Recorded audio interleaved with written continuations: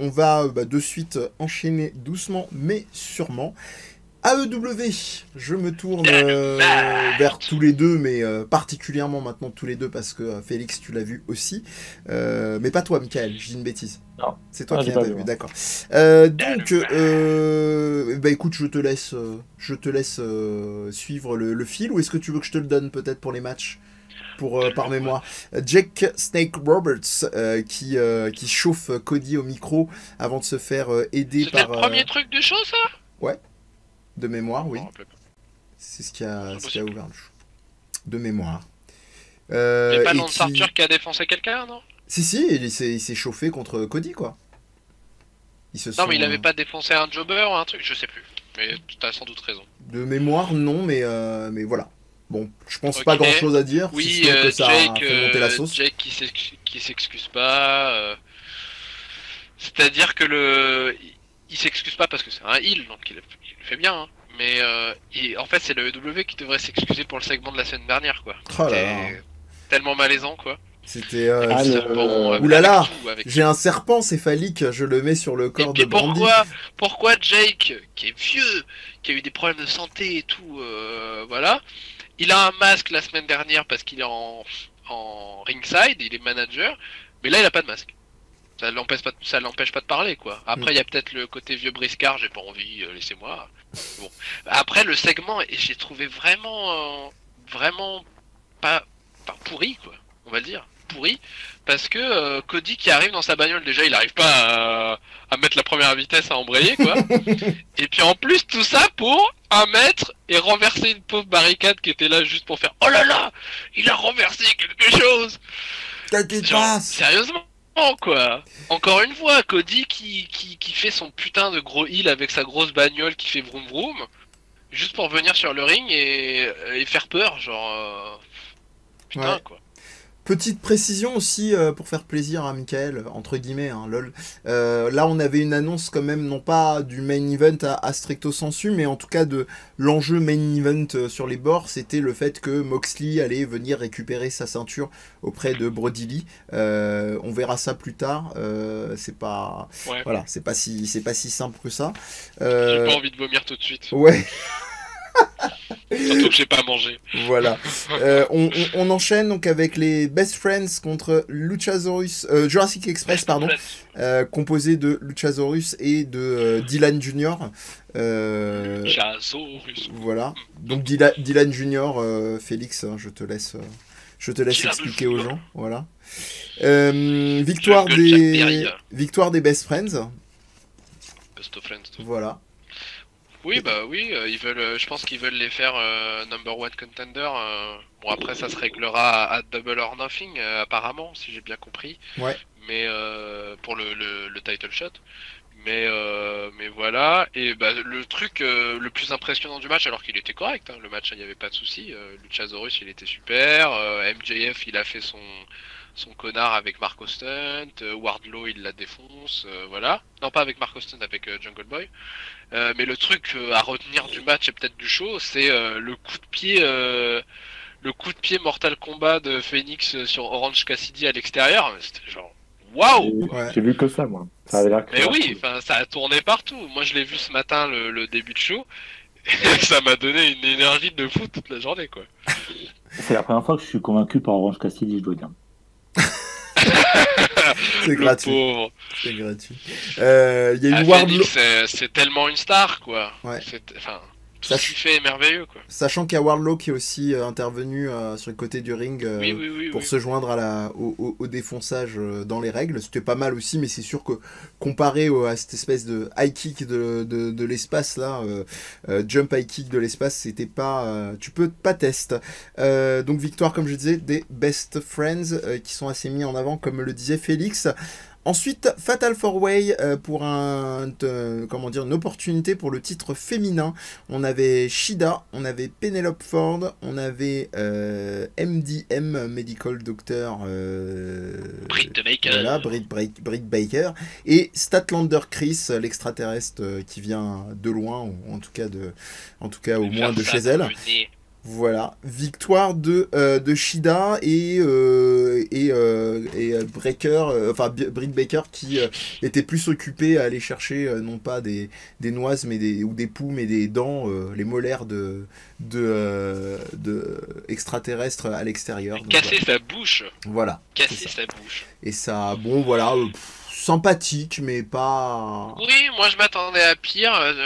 Moi je me disais mais pourquoi faire un Fatal 4-Way avec tous ces talents au lieu de les mettre un peu plus en avant avec des singles match, voire un mini tournoi pour décider de la challengeuse. Et finalement ça a plutôt bien marché le Fatal 4-Way. Il y avait rien de moche, il y avait tout était assez fluide. Bon voilà, c'était pas excellent, mais en même temps il n'y a pas de talent excellent, elles sont toutes très correctes. Même Shida qui est très bonne, mais voilà, et puis c'est la bonne catcheuse qui gagne, je trouve. C'est plutôt mérité pour Shida. Et elle sera une bonne challengeuse contre Nyla Rose. Tu sens qu'il patauge quand même un peu, comme tu disais un peu plus tôt, mais c'est vrai que ça reste correct, ça fait le job. Et surtout, ils remettent... Baker, il l'utilise bien aussi. Elle reste vraiment la heal au top du top de Dynamite. Donc ils la font combattre contre Kristen Slender, qui était une bonne face avant le confinement et son absence du coup. Donc c'est tout bénef, je trouve. Je trouve que ça marche, mais bon, après Britt Baker, j'allais dire objectivement, Britt Baker, elle marche comme heel, mais après c'est vraiment les goûts et les couleurs. À titre perso, moi je suis toujours pas convaincu. Voilà. Mais voilà, ça peu importe, chacun voit midi à sa porte là-dessus, mais elle reste, il y a rien de déconnant, d'incohérent, ça reste une catcheuse correcte. Elle a eu son espèce de montée et heure de gloire internetienne avec le nez qu'elle s'est fait péter aussi c'était il y a 2 semaines, c'est ça? Quand elle s'est fait péter le pif, non? Oui, je crois. Voilà. Mais bon, bref, ça fait une mimique, une image choc, et ça continue de la vendre comme heel, comme tu disais. MJF contre Lee Johnson. Bon, bah, je pense qu'on va vite passer. Alors que Michael Bay. C'est ça. Squash de MJF sur Lee Johnson. Ouais. Voilà. Alerte meurtre numéro 2 de la soirée. Après Orange Cassidy, c'était le pauvre Lee Johnson qui s'est fait baffer par MJF. C'est un truc de fou. Ouais. MJF qui a vraiment tout sorti. On sentait qu'il avait envie de catcher le bonhomme. Hein. Ouais. Mais tant mieux, MJF il est bon dans tout ce qu'il fait, donc... on sent pas du tout le parti pris. Qu'est-ce que... Non, mais c'est vrai qu'il est super talentueux. Bah après c'est vrai qu'il questionnait un petit peu. Et il est plus jeune que Tegan Nox, que tu croyais avoir 19 ans, donc c'est dire. D'accord. Mais c'est vrai qu'il questionnait quand même un petit peu ces derniers temps. Et là, pour l'instant, je continue quand même de demander à voir. Au micro, le mec est un dieu vivant de l'ordre de Chris Jericho et consorts. Mais en pur catch, bon, je demande un peu... Non, attends de voir. Oui, je ne demande qu'à être convaincu, t'inquiète pas. Quand tu vas sortir le grand jeu. On continue sur les squash. Peut-être que ce sera Double or Nothing d'ailleurs, contre Jungle Boy. Peut-être. C'est un singles match contre Jungle Boy qui est un peu sorti de nulle part, mais bon, pourquoi pas. Entre deux stars montantes, très jeunes, qui ont besoin de se prouver, d'avoir une banque de matchs comme ça. Donc ce sera peut-être l'occasion. Eh ben écoute, je touche du bois, moi je demande qu'à être convaincu parce que je l'aime beaucoup, donc on continue dans les squash. Chris Jericho contre Suji, donc Pineapple. Pineapple Pit. Voilà, je pense qu'on va pas s'éterniser. Non, mais ça a été ce que ça devait être, c'est-à-dire que c'est Chris Jericho qui a mis en avant ce jobber vétéran du circuit indépendant, qui est Suji. Voilà, en le traitant de Pineapple Pit juste parce qu'il avait une chemise avec des ananas quand il était au commentaire des émissions Chris Jericho, et donc ça a mis en avant ce mec de ouf. Ils ont joué là-dessus chaque semaine, et puis là ils ont banqué là-dessus au profit du mec, mais aussi au profit de la WWE, parce que le mec doit vendre des t-shirts, et puis Chris Jericho ça le fait bien valoir, il met en avant un talent, même s'il l'a squashé au final, mais parce que c'est Chris Jericho, c'est quand même un champion du monde, un ex-champion du monde. Alors par contre voilà, donc voilà, c'est une petite shoot comme ça bonus, pourquoi pas. Par contre, par rapport à ce que il va en ressortir gagnant. par rapport à ce que tu disais justement, Félix, moi je me souviens, alors je vais pas parler à ta place, Michael, mais moi je t'avoue que ça m'a un peu sorti du show. C'est le genre de petits trucs, je me souviens que Michael avait fait, je crois, des petites remarques dans ce sens-là. C'est le genre d'arc ou de trucs référencés où tu sens que l'AEW encore continue de tâtonner sur sa façon de balancer des petits spots clin d'œil. Oui, mais pour moi c'est différent. Pour moi c'est différent, Ouais. c'est pas du référentiel. Genre en mode, tu te souviens, machin et tout. Ah, ça c'est pour vous les fans qui avaient vu l'émission tous les jours dans les années 90, machin. Parce que c'est salut Chibi Kenny. C'est un truc qui a été fait dans le show, qui a été remarqué sur les réseaux sociaux, qui a été comment dire, pas peuché mais presque, parce que c'est devenu une running joke, mais dans le show. C'est-à-dire que c'est les spectateurs du show qui ont vraiment vu ce truc-là. C'est pas un truc du passé ou de la carrière de machin quand il était à la TNA ou j'en sais rien. C'est un truc qui s'est passé dans le show ces dernières semaines. En plus, c'était pas l'année dernière, genre. Donc pour moi, ça rentre pas dans la même critique, parce que je suis critique là-dessus aussi, parce que t'as quand même des spectateurs qui sont pas des téléspectateurs qui sont pas forcément. Enfin, tu dois les considérer aussi comme pas naïfs, mais entre guillemets nouveaux, parce que sinon c'est pas la peine. T'auras toujours les mêmes, c'est clair. Mais là, pour moi, c'est pas pareil. Ouais, je me posais vraiment la question. C'est vraiment une mini storyline, tu vois. Voilà, basta quoi, tu vois. C'est voilà, c'est un petit bonus pour ceux qui avaient trouvé ça drôle, et puis pour ce gars-là aussi, Pineapple Pete là, voilà. Ouais, ils ont bien géré le truc, ils lui ont donné du temps de parole et tout ça, donc. Ça pose aussi la question de presque en thème d'émission peut-être jusqu'à quel point est-ce qu'on est obligé d'aller en termes de com aussi aujourd'hui à échelle on va dire du catch actuel pour parce que comme tu le dis c'est une manière de renouveler. Ouais. Bon. C'était de l'imprévu. Chris Jericho, il l'aurait pas traité de Pineapple Pete. Voilà, ça aurait jamais arrivé. Le mec, serait resté un jobber. Ouais. C'est le genre de success story qu'ils aiment bien aux US, donc en plus. Donc yes. Là aussi, je trouve que c'est tout bénef. Ce qui nous amène, sans transition quand même, avec le dénominateur lointain commun qui est Chris Jericho, au tag team Hardy Omega et donc Santana Ortiz. Voilà.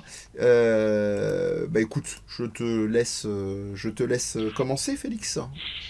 Bah, rien de remarquable. Je trouve que la team Hardy Omega dans le Street Fight de la semaine dernière, mais après le contexte était différent. Ça avait plutôt bien marché, ils avaient des super idées chacun, il y a vraiment des séquences mémorables dans ce Street Fight. Mais là, en match normal, certes, encore une fois, il n'y a rien de moche, tout fonctionne, mais je suis pas ennuyé, moi je t'avoue. Ils n'ont pas d'alchimie, ils n'ont rien de. Non, c'est sûr. C'est sûr. C'est sûr. Moi, dans 2 jours, je l'aurais oublié, moi, ce match. Oui. Alors après, peut-être sur la note positive, un truc que je me dis sur ces derniers shows, c'est que moi, Hardy, il m'impressionne, pas pour son personnage, mais encore que le délire sur le Street Fight, là, de revenir avec différentes entités, c'était assez rigolo et tout, mais il m'impressionne par son catch, en fait, vu son âge et tout, il est encore super frais, quoi, il est très... il y a du rythme. Super frais, je dirais pas super frais. Mais... Bah honnêtement, franchement, il est bien affûté, il pêche pas par rapport aux autres. Bon, effectivement, les autres le mettent aussi en avant aussi. Suzuki, mais non, mais franchement, ça va quoi. Moi, je m'attendais vraiment à ce que ça jure plus quoi, quand il allait se mettre à catcher. Mais en réalité, je suis pas choqué, comme on dit. Bah tant mieux pour toi, j'ai envie de dire. Mais, et ce qui nous amène... Oui. Moi, son personnage, je le dis, je l'ai déjà dit, je pense à l'émission dernière, mais son personnage, je peux pas, quoi. C'est pas possible. J'en peux plus, c'est bon, change.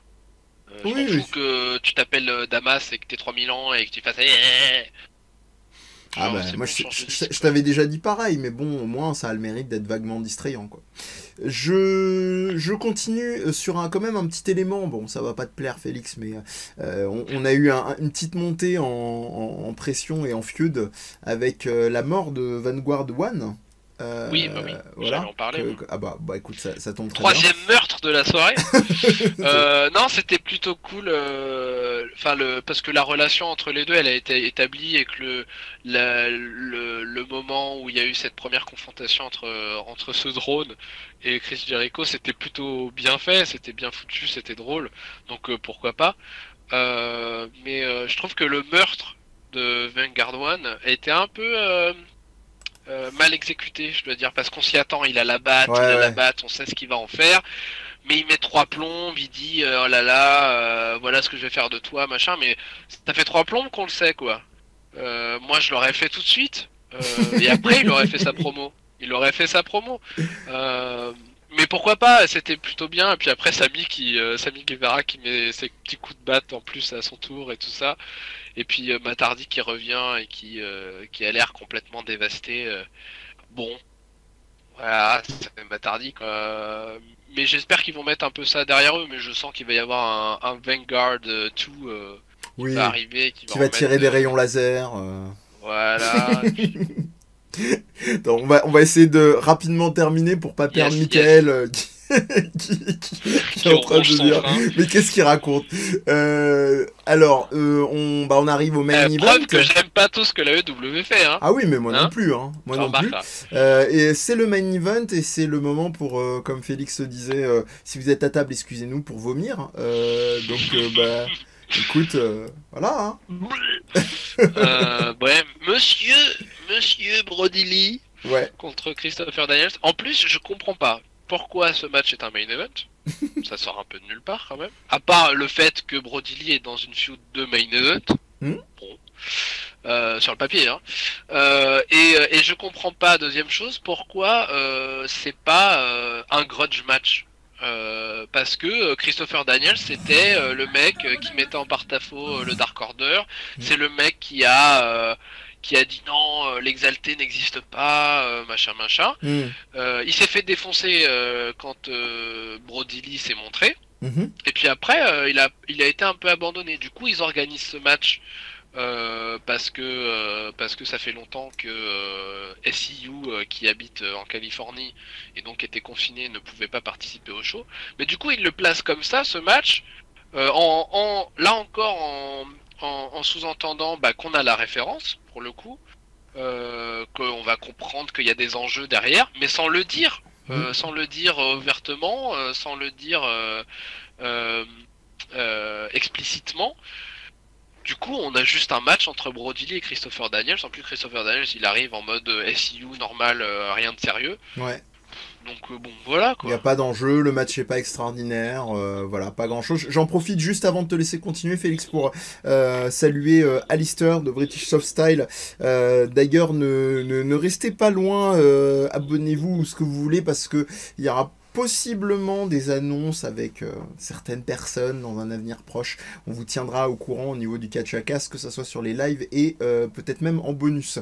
Ouais, donc match très oubliable et cerise sur le gâteau. Moxley qui arrive et qui fait hey, où ma ceinture. La bagarre, moi. C'est ça. Donc c'était clairement ça. Donc voilà quoi. Que dire à part face palmer fort. Et puis après dire oh là là, la semaine prochaine. Ouais. Dis donc, John Moxley contre le numéro 10 du Dark Order. Oh là là, je veux voir ça moi. Ouais. Le numéro 10, bien sûr, les faits avec la bougie de sa grand-mère sur son torse. Et puis je trouve que John Moxley, autant au début, et c'est ça qui m'intéressait chez lui. Et qui m'a valu les critiques de l'équipe, mais à juste titre, c'est qu'il avait au moins une énergie dans ses promos, dans son personnage, qui était vraiment animale, explosive, presque inattendue, quoi. Voilà. Genre qui peut péter. Et là maintenant c'est fini, quoi. Il fait une promo en mode voilà, je suis vénère. Ouais. Arrête de mastiquer quand je mange. Tu sens qu'il est en mode confort, tant mieux pour lui, mais du coup, il a plus rien, quoi. Non, il n'y a plus rien alors que ça a même pas commencé. C'est un peu. Il n'y a plus cette urgence qu'il avait au départ, cette rage, et puis plus rien. En réalité, Félix, il est énervé, il a le seum parce qu'ils lui ont volé son décorum Dark Order. Comme vous pouvez le voir, il s'est fait une ambiance pour les contrer. C'est ce que lui avait dit Stone Cold. C'est ce que lui avait dit Stone Cold. Hein. Je sais pas si vous vous souvenez, mais Stone Cold l'avait interviewé pour son podcast là, quand ça passait sur Network. Ah non. Et il lui avait dit, il y avait un moment un peu embarrassant où il avait un peu sermonné comme un petit garçon en lui disant Ah oui. moi je trouve que depuis que tu es champion, bah, tu te laisses un peu aller, il faut que tu prennes la balle et que tu ailles au but, quoi, que tu fasses quelque chose, Enfin, faut pas que tu prennes ça comme un acquis et que tu fasses quelque chose, quoi, que tu te laisses pas aller. Parce qu'il trouvait qu'en gros, Ambrose à l'époque, Moxley maintenant, bah, il se la pétait un peu, puis il foutait plus rien après, quoi, une fois qu'on lui a donné un truc. Ouais. Après, avec le recul, je pourrais dire oui, mais c'est parce qu'il se sentait mal dans sa position, parce que on lui laissait pas la créativité qu'il voulait, ou alors on lui faisait faire des trucs stupides. Mais là, pour le coup, il a plus d'excuses, quoi. Parce que là, il est libre de se faire ce qu'il veut, de développer son personnage comme il veut, mais il le développe pas. Donc bon, Mais moi, j'ai là, une c'est que de vaste sa faute. théorie, j'ai une théorie polémique selon laquelle, dans beaucoup de cas, l'excuse de la bleue qui gâche les talents, Ouais. enfin, dans beaucoup de cas, une fois qu'ils sont en dehors de la WWE, on va se rendre compte qu'en Ils se les fait, gâchent eux-mêmes. ouais, peut-être qu'il n'y avait pas tant de talent que ça, quoi, je sais pas. Enfin, Ouais, ouais. on verra si Rusev nous donne des matchs 5 étoiles en dehors de la WWE, moi j'en doute, mais je vais peut-être être surpris. J'attends ça. On verra. On verra, on verra. Bon, moi, de toute façon, on vous a déjà donné un petit peu le ton sur concernant notre ami Moxley. C'est voilà, c'est pas pour l'instant, il ne convainc pas plus que ça, hein, même s'il est devenu mon économiseur d'écran. C'est toujours ça de prix. Private joke, très private.